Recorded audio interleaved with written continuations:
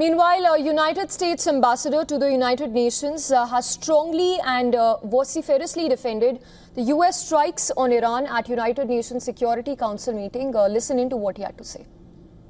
Last evening, US military strikes targeted nuclear facilities in Fordo, Natanz, and Isfahan with the aim of dismantling Iran's nuclear enrichment capacity and stopping the nuclear threat posed by the world's foremost state sponsor of terror. This operation sought to eliminate a long-standing but rapidly escalating source of global insecurity. The head of the United Nations nuclear watchdog has urged Israel as well as Iran to cease hostilities to allow for inspectors to carry out their work in Iran. We have a window of opportunity to return to dialogue and diplomacy. If that window closes, violence and destruction could reach unthinkable levels, and the global non-proliferation regime, as we know it, could crumble and fall. Now, it's not immediately clear when the Council could vote on the draft resolution. Russia, China and Pakistan have asked the Council members to share their comments by Monday evening. A resolution needs at least 9 votes in favour and no vetoes by the US, France, UK, Russia or China to pass.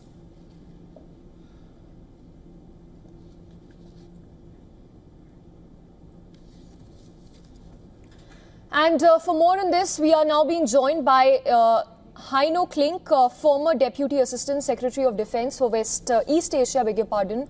He's joining us live from Washington, D.C. Mr. Heino, appreciate you joining us on the broadcast. Iran's permanent envoy at the United Nations Security Council has termed U.S. actions as politically motivated attacks by the U.S. and Israel. He says that the non-proliferation treaty was used as a pretext for unlawful action on the country. Your comments? Thank you very much for having me.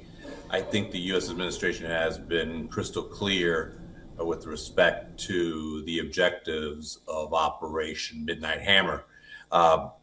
Again, it was meant to destroy, if possible, or degrade significantly the Iranian capability to enrich uranium on the road to developing a nuclear weapon.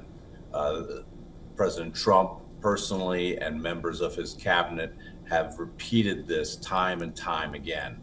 And as we've seen over the last several weeks with the diplomatic impasse in the diplomatic negotiations between Washington and Tehran, Tehran walking away from the negotiating table after the president had provided a 60-day window for those negotiations. And then the IAEA reports that again outlined non-compliance with the NPT, by the way. These were the actions that had to be taken in order to make sure Iran did not possess a nuclear device. Right. Dr. Heino, but talking about the end goal here, there is obviously a lot being floated as to what is the actual aim of the US and the Israeli forces. But just to quote that statement of Donald Trump that he's just posted, he says, it's not politically correct to use the term regime change, but if the current Iranian regime is unable to make Iran great again, why wouldn't there be a regime change? Miga, that's a term apparently he's coined, make Iran great again. What do we make of this, and what is Trump even trying to insinuate with that statement? Well, I can't interpret what the president has put out on social media, quite frankly. What, on the other hand, I can interpret is his statements within the last 48 hours, actually within the last 24 hours, those of his vice president, his secretary of state, and his secretary of defense, which have clearly outlined the objectives of this operation and that have repeatedly opened the door to returning to the negotiations table with Iran, to give diplomacy the opportunity now to forever forestall any type of Iranian nuclear capacity and capability. Again, that was the primary goal from the very beginning. Leadership within the administration has also said explicitly that regime change was not a goal. So I'm hopeful that after the strike of last night, that Tehran will get a dose of realism, which should clearly demonstrate that pursuing a nuclear device is a dead end for them. The United States will not allow that to happen. Right. Mr. Haino, in continuation to that point, U.S. Secretary of State Marco Rubio has also reportedly called on China to urge Iran to not shut down the Hormuz Strait, which is strategically very, very important, not just for the Middle East countries, the West Asian countries, but for several other countries. Your assessment of this, can China actually press Iran to reverse its decision, that is, if it has already decided to shut down the Strait of Hormuz? Well, it is certainly in China's national interests for the global shipping channels that go through the Strait of Hormuz to remain open. China receives a very high percentage of its oil and petroleum products from Iran that are obviously shipped through that channel. So they are much more susceptible to having their energy resources impacted than the United States is, for instance, if the Strait of Hormuz is closed or impeded. So we'll see if the Chinese use whatever good offices that they may have remaining in Tehran to encourage the supreme leader not to take any additional precipitous or dangerous steps that will impact the interests of Beijing. Right. Mr. Haino, also, what do you think can be expected from Abbas Araghchi's meet with Putin? Because obviously the stakes are pretty high for Russia as well, that has its staffers employed at the Bushehr nuclear plant site. Indeed, and we have to remember as well that the relationship between Moscow and Tehran has had a lot of, frankly, malign outputs. If you think about the fact that the Russian military has become almost dependent on Iranian exports of killer drones, kamikaze drones, to target civilians primarily in Ukraine. And as your earlier report alluded to, another drone attack going on against Kyiv as we speak.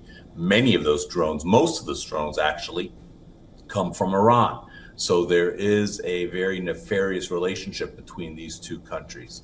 I'm not confident that the Russians supported, frankly, the Iranian path to a nuclear weapon either, because Russia also has seen itself the victim of terrorism inspired by the likes of the types of parties that the Iranian regime has supported over many, many decades. Yes, and Mr. Haino, just quick your thoughts before we let you go. Where do you see this war headed in the next 4 to 5 days? Do you see the regional allies of Iran getting activated in the region? I foresee the Iranians are going to have to do something. They're going to have to demonstrate that they did something. It may be a rather muted attack against an American installation or American interest in the region. I certainly hope that it is nothing beyond that, because I think we have seen, and the president pointed out last night very, very clearly, if Americans are targeted, if Americans are harmed, the United States will strike again. Iran is largely defenseless right now. All of its Russian-supplied air defense systems have been taken out. They were taken out actually last year already, and whatever was left, the IDF, the Israeli Defense Forces, have degraded significantly.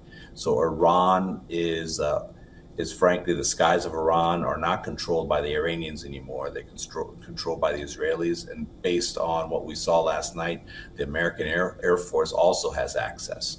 If the Iranians miscalculate, there will be additional strikes. Yes, hopefully the Iranians will come back to the negotiating table. Yes, Mr. Haino, point taken. But that being said, let's also add here that US also has its stakes high, given that it has at least 40,000 troops deployed in West Asia and, of course, its bases in West Asia region. We'll have to leave the discussion here. Appreciate you for your time. Thank you.